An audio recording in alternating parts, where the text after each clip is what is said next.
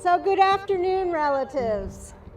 And thank you to Ramaytush Ohlone people for allowing us to be a guest in your homelands.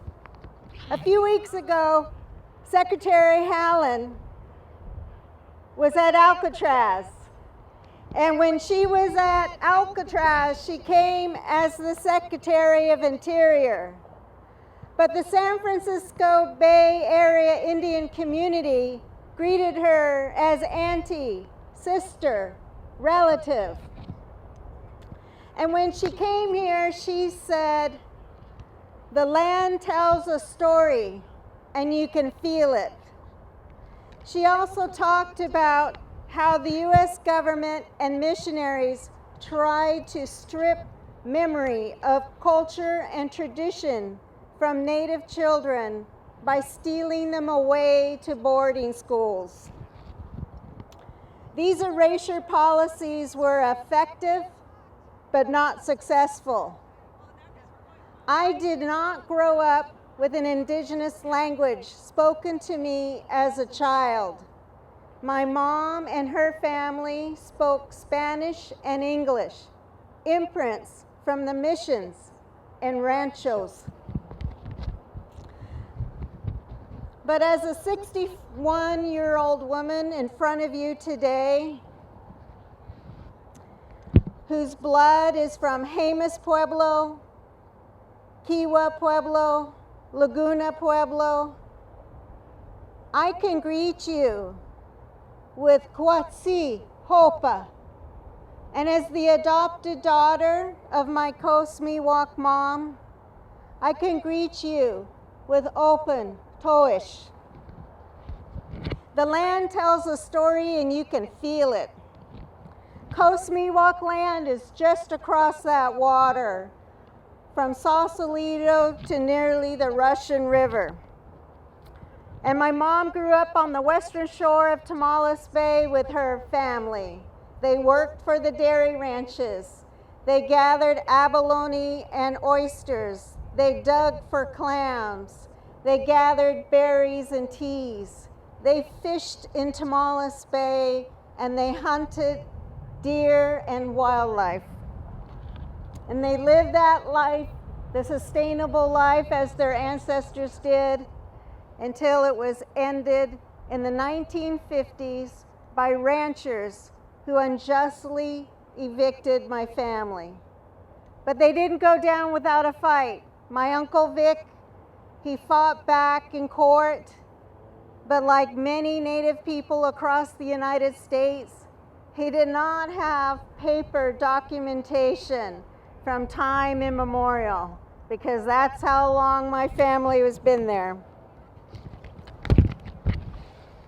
So what's the official story when you visit Point Reyes National Seashore? Sir Francis Drake, the pirate, and his wrecked ship, the Hind, and ranching. Ranching is huge, as you've already know. There's 400 miles of fencing. And the ranches are literally built on the bones of Coast Miwok people, on shell mounds. Point Reyes Peninsula became the entitled land of 19th century European immigrant landowners, while Coast Miwok people became squatters in their own homelands. The National Park Service leases 28,000 acres to ranchers, and proponents point to the 160-year history of ranching as legitimacy, folks like Jared Huffman. But when I look at the park, I look at 10,000 years at least of Coast Miwok history. And I also look at the 1.5 acres. That's 1.5 acres of allotted land to Coast Miwok culture and history at Kuliloklo. This is unjust, and it's not a story from the land. It's a story of systemic racism. It's a story of systemic racism that only buries the significance of Coast Miwok resilience and attempts to keep the myth alive that Native people are defeated. We are not.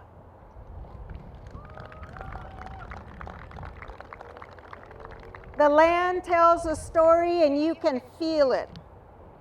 When I visit the cove at Point Reyes National Seashore, I am connecting with my mom, my aunts, my grandma, their ancestors. I am telling them, we have not forgotten you.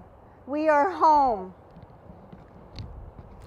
The Alliance for Felix Cove celebrates Native people telling their own stories, their own histories, and supports the movement of Native people to re-indigenize land and water. We are shaking off the oppressive weight of colonial settler oppression and privilege. There's a growing number of global indigenous movements to repatriate ancestral lands, to affirm the rights of nature and traditional ecological knowledge, and to stop the degradation of land and water by extractive mining, pipelines, agriculture, like ranching. But you know, the fight is still there. You don't have to look far.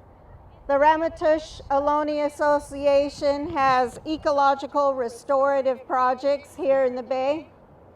And across the Bay, Sagor Reyte, their Sagor Reyte's community gardens.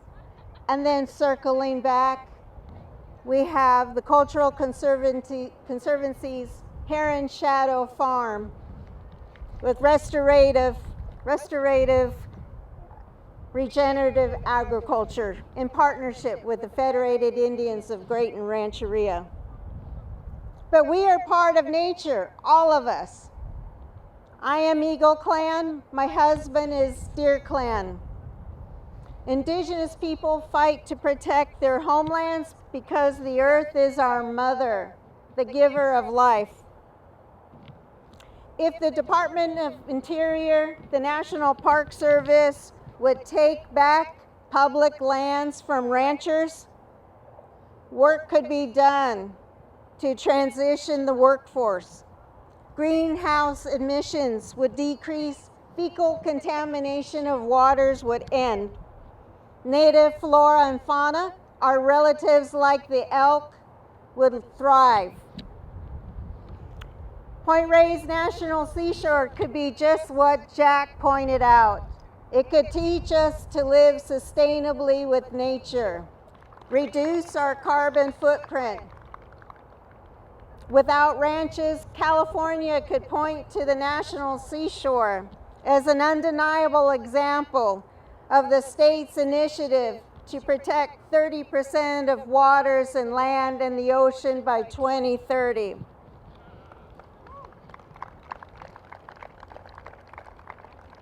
This land tells a story and you can feel it. Let it be our story that we decided to take care of each other like relatives, take care of the earth like our mother. Thank you. Da'awa e.